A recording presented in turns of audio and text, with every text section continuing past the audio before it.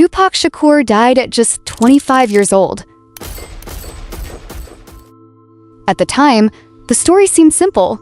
A young rapper had been murdered in Las Vegas. His career was over, his life was over, and eventually, so was the money. But that is not what happened. Because Tupac left behind something far more powerful than a bank account. He left behind an entire business. Music, masters, publishing, merchandise, licensing, archives, unreleased recordings, his name, his image, and a brand that somehow became more valuable after he was gone. Years after his death, the fortune connected to Tupac has been estimated in the tens of millions of dollars. Some estimates have pushed the broader estate as high as $100 million. But here's where the story gets complicated.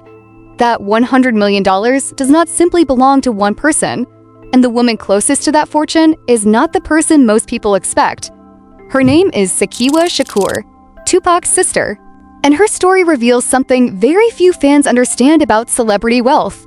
When an artist dies, the music can keep making money, but someone has to control that money, and sometimes the real battle begins after the artist is gone. To understand what happened to Tupac's money, we have to go back to the beginning. Tupac Amaru Shakur was not born into a traditional music industry family. His mother, Afeni Shakur, had her own extraordinary history, and she would eventually become one of the most important people in the story of Tupac's fortune.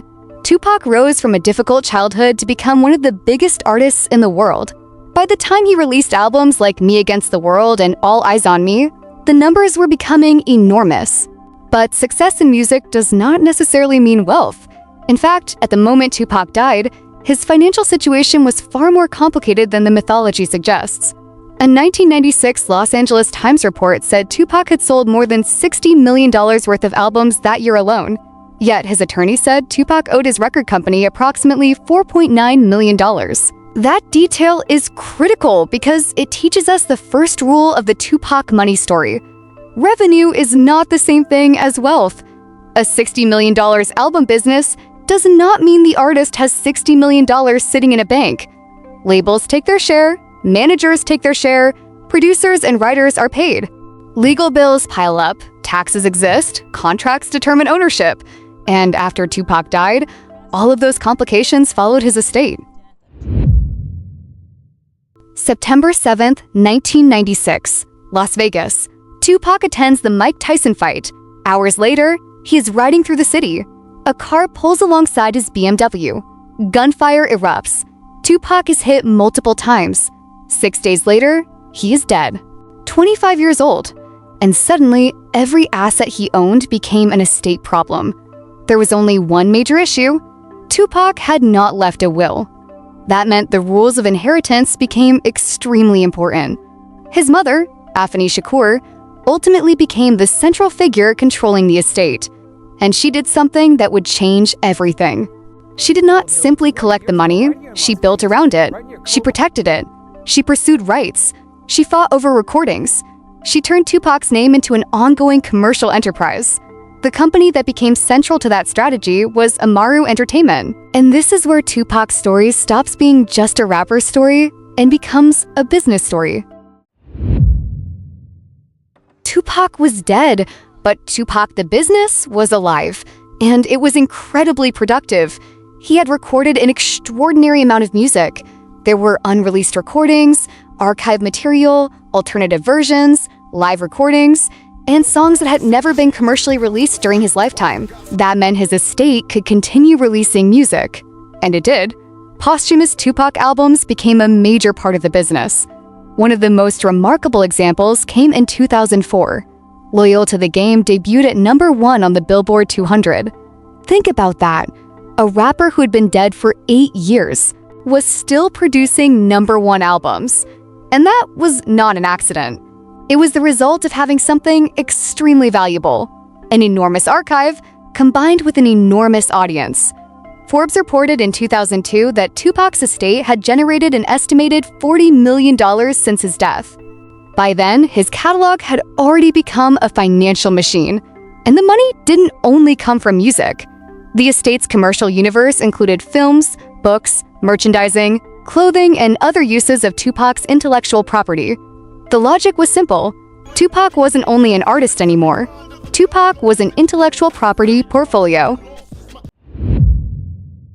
And no one... Afeni Shakur understood something that many artists learned too late. A legacy is only valuable if somebody protects the rights behind it. Tupac's estate had already been through battles involving death row records, and over the years, rights connected to his music became increasingly important. Afeni's role was not simply that of a grieving mother. She became the guardian of Tupac's commercial legacy. She fought lawsuits, she dealt with royalty issues, she worked with attorneys, she oversaw the estate, and she helped turn a collection of recordings into a long-term business. That strategy mattered because music catalogs behave differently from normal possessions.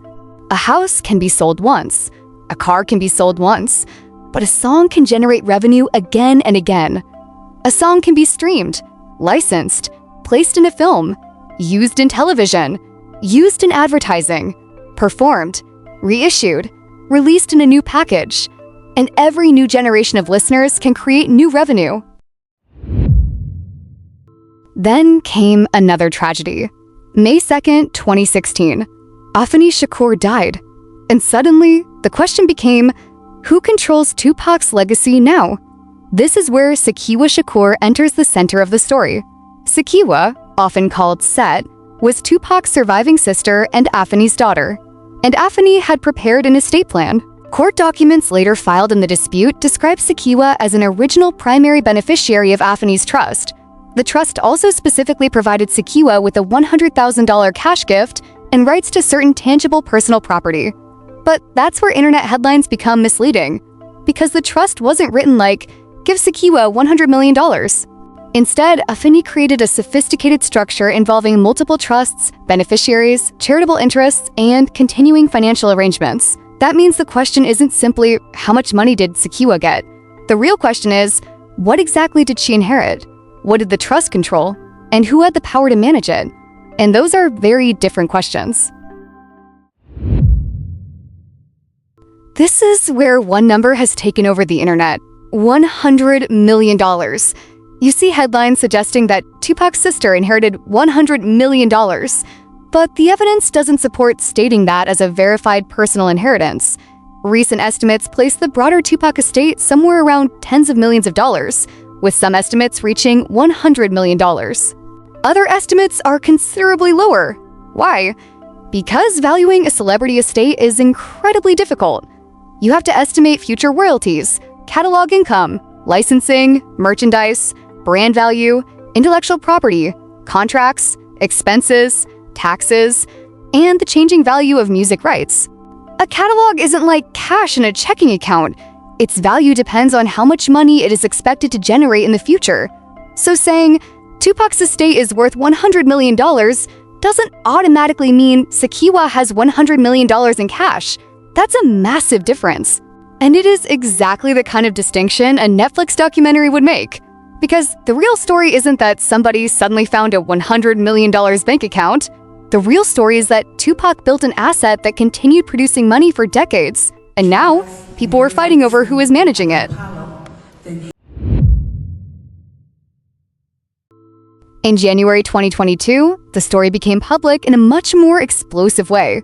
Sekyiwa Shakur filed a legal petition involving Whalley, the music executive who had signed Tupac to Interscope in the early 1990s. Whalley later became trustee of Afeni's trust, and Sekyiwa challenged the way the estate was being managed. Her allegations were serious. Her court filing claimed Whalley had received more than $5.5 million through Amaru Entertainment over a 5-year period. She argued that the compensation was excessive and accused him of improperly benefiting from the estate. She also sought financial accounting and challenged the handling of Tupac-related personal property. But there is something important that documentaries often get wrong. An allegation is not a conviction. Sekyiwa's filing represented her side of the dispute. Whalley's attorney rejected the accusations. His side argued that Whalley had acted in the best interests of Amaru, the trust, and the beneficiaries. His representatives also argued that the company had increased substantially in value under his management. So this was not simply someone stole Tupac's money. It was a dispute over control, accounting, compensation, and fiduciary responsibility. And the deeper you look, the more complicated it becomes.